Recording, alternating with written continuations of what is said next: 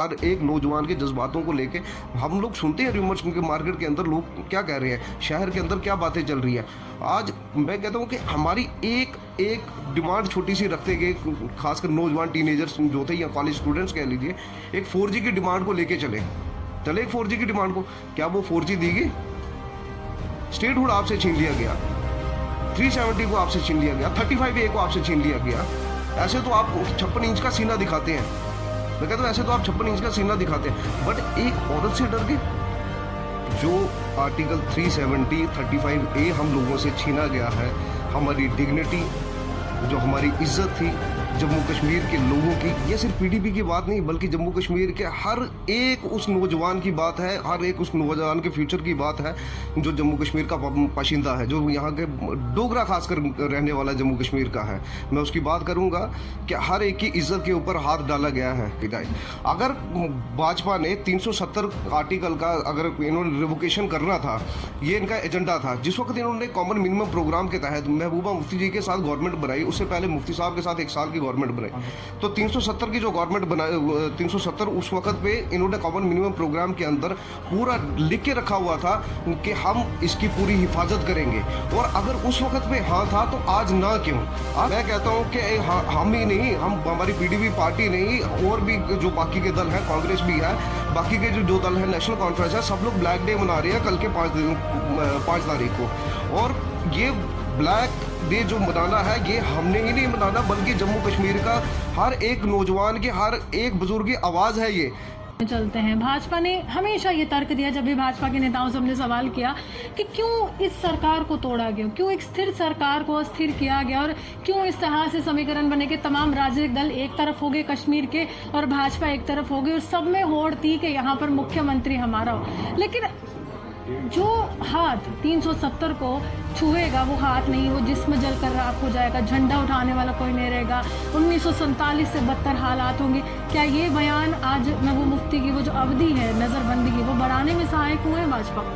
देखिए, अगर आप ये जो बात हमारे साथ कर रहे हैं कि हाथ जल जाएंगे या झंडा उठाने वाला कोई नहीं रहेगा, तो मुझे एक बात का आप जवाब दीजिए कि जो आज के हालात कश्मीर के अंदर है, कर्फ्यू लगा दिया गया है 4 तारीख के लिए, 5 तारीख के लिए, अगर हालात ठीक है तो खुला छोड़िए ना लोगों को। आ रहा है ना कि एंटी नेशनल एलिमेंट्स हैं, वो कुछ गलत कर सकते हैं, जान माल का नुकसान है, कुछ ऐसे प्रोटेस्ट हो सकते हैं। जब तक आपके साथ आपकी हाँ में हाँ मिलाते रहे, जब तक आपके साथ सरकार रही, तब तक आपको एंटी नेशनल नहीं दिखे।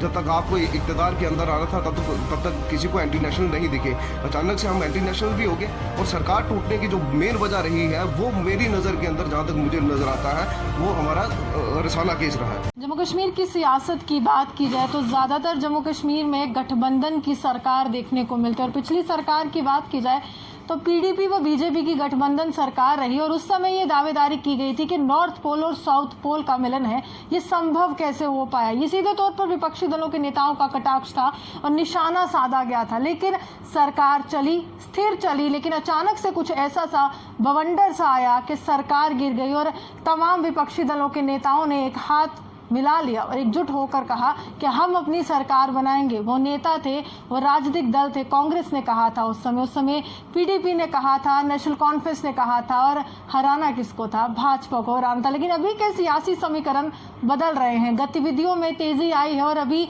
जिस तरह से देखा जाए तमाम कश्मीरी नेता जो नज़रबंद थे पिछले काफ़ी समय से, उनको रिहा तो किया गया है, लेकिन जम्मू कश्मीर की पूर्व मुख्यमंत्री महबूबा मुफ्ती अभी भी नज़रबंद है, और अवधि जो है 3 महीने अतिरिक्त बढ़ा दी गई है। इसी पर बात करने के लिए पीडीपी के एक वरिष्ठ नेता परवेज वफा मेरे साथ, उनसे जानने की कोशिश करेंगे किस तरह से देखते हैं कि जहां पर रिहाई का दौर जारी है, जहां पर 5 अगस्त को 1 साल होने वाला है, वहां पर महबूबा मुफ्ती की जो नज़रबंदी है उसकी अवधि को बढ़ा दिया गया है। तो क्या लगता है वफा साहब के 3 महीने और बढ़ा दिया गया है, वो घर में ही रहेंगी, नज़रबंद रहेंगी? देखिए, बल्कि हम ही नहीं, हमारी पीडीपी पार्टी नहीं, तमाम जम्मू कश्मीर के लोग जो सूझबूझ वाले हैं वो इस बात की मजम्मत करते हैं कि 3 महीने उनके इलीगली डिटेंशन के अंदर और बढ़ा दिए गए पीएसए के ज़रिए। हम लोगों का पहले पूरा स्टैंड है कि जो आर्टिकल 370 35A हम लोगों से छीना गया है, हमारी डिग्निटी, जो हमारी इज़्ज़त थी, जम्मू कश्मीर के लोगों की, यह सिर्फ पीडीपी की बात नहीं बल्कि जम्मू कश्मीर के हर एक उस नौजवान की बात है, हर एक उस नौजवान के फ्यूचर की बात है जो जम्मू कश्मीर का बाशिंदा है, जो यहाँ के डोगरा खासकर रहने वाला जम्मू कश्मीर का है। मैं उसकी बात करूँगा कि हर एक की इज्जत के ऊपर हाथ डाला गया है, हमारे कपड़े उतारे गए हैं, हमें बिल्कुल ह्यूमिलेट किया गया है। इस तरह के बेइज्जत पूरी आज तक हमने कभी सुना ही नहीं कि किसी स्टेट को उतार के यूटी के अंदर तब्दील कर दिया गया हो। आज हम लोगों को यूटी के अंदर तो तब्दील किया, यूटी के अंदर बल्कि छोटे छोटे हिस्सों के अंदर बांट दिया गया। पहले जम्मू के लोगों को अलग बांटा, कश्मीर के लोगों को अलग बांटा और लद्दाख के लोगों को अलग बांट दिया, और उसके बाद में लद्दाख को हमसे अलग कर दिया गया, जबकि करगिल के अंदर पूरी पुरजोर से उनकी मजम्मत करते रहे, लोग आवाज़ उठाते रहे कि हमें यूटी नहीं चाहिए। लेह के अंदर कुछ लोग थे जो लोग चाहते थे कि हमें यूटी जो है वो चाहिए, बाकी किसी की ये बात नहीं थी, किसी बंदे की ये डिमांड नहीं थी कि हमें यूटी के अंदर कन्वर्ट कर दिया जाए।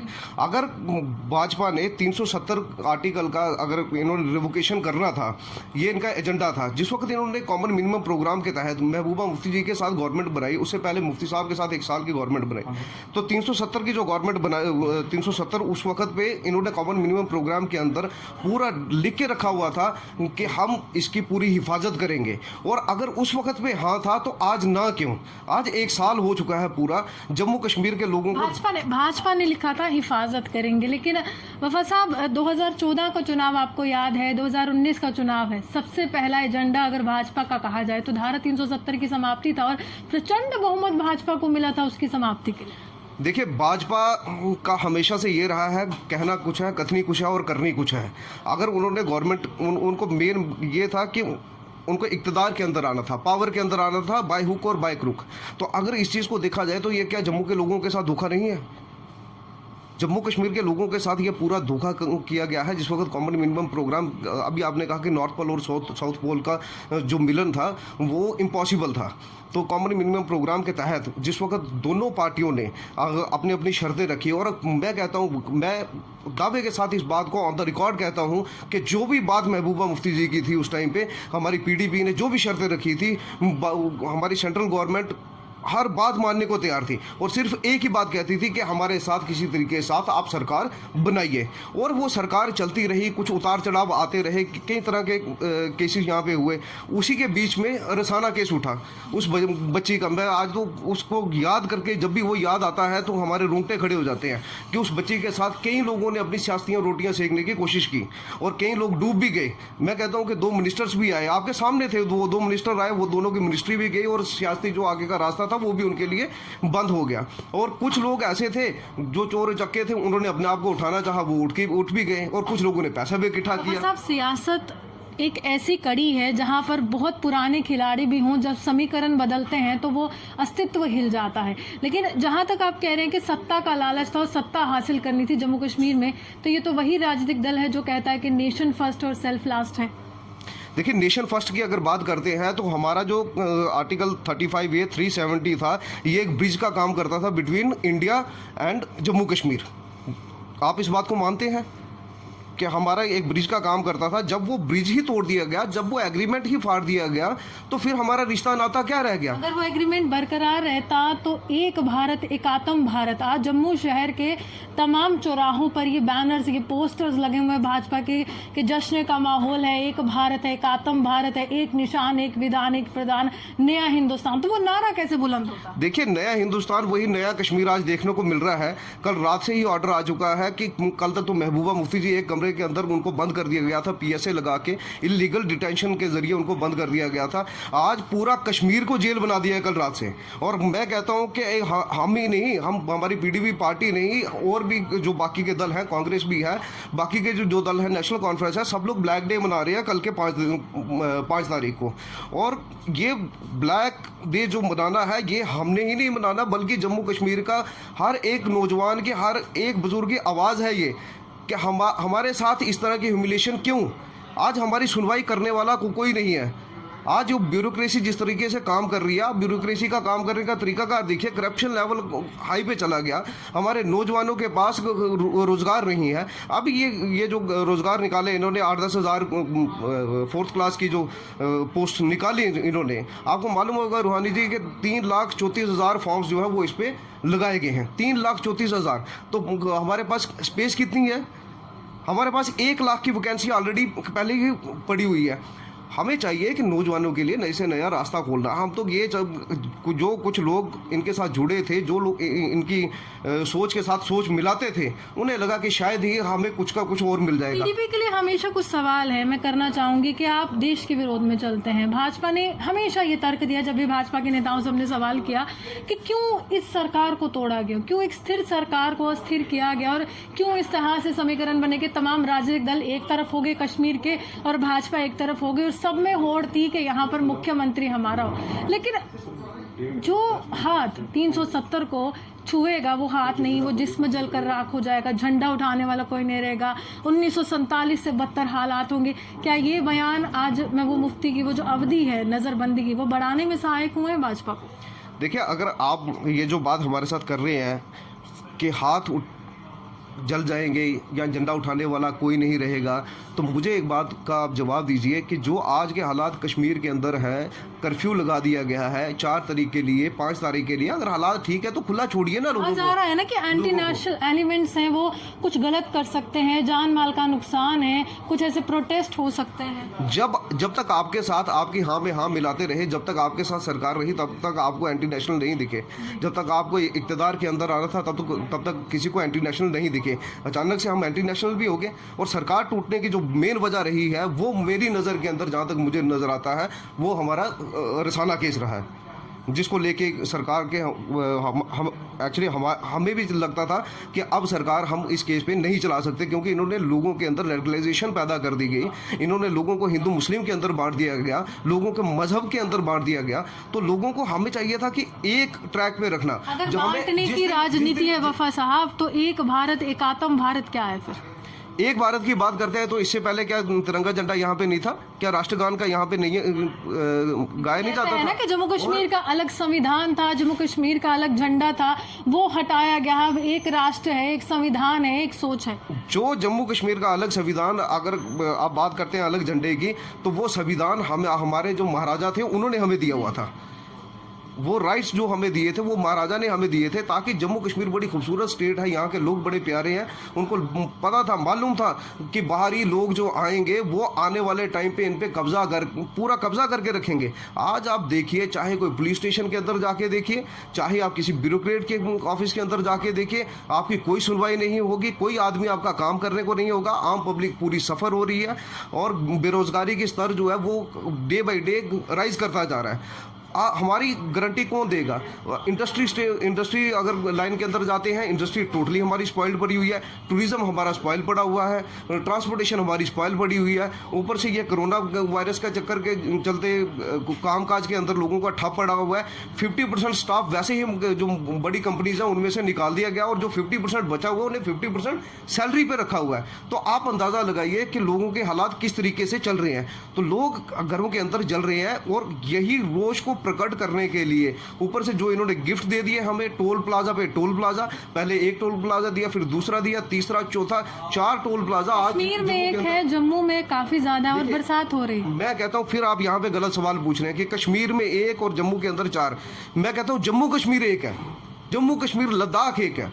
आप इनको अलग अलग मत। लेकिन ये मेरा सवाल नहीं है, ये भाजपा की राजनीति है कि भाजपा हमेशा कहती रही कि कश्मीरी सियासतदानों ने लूटा। अगर आपको गृह मंत्री का वो बयान याद होगा जो संसद में कहा गया कि कश्मीरी सियासतदानों ने लूटा है, धारा 370 की समाप्ति के बाद अलगाववाद खत्म होगा, आतंकवाद खत्म होगा, भ्रष्टाचार की राजनीति तमाम कश्मीरी नेताओं पर था कि वो कश्मीर सेंट्रिक पार्टी थी, कश्मीर के लिए सोचती थी। इसलिए जम्मू को जो हक मिला, जम्मू के लिए भाजपा है और भाजपा जम्मू के लिए सोचेगी। लेकिन सवाल ये है कि यहाँ पर आखिरकार वो ऐसी गतिविधि, जो सियासी गतिविधि जो आपकी तरफ से ठप पड़ गई थी, जैसे ही मैडम महबूबा मुफ्ती नज़रबंद होती हैं तो पीडीपी की सियासत गतिविधि ठप पड़ गई थी।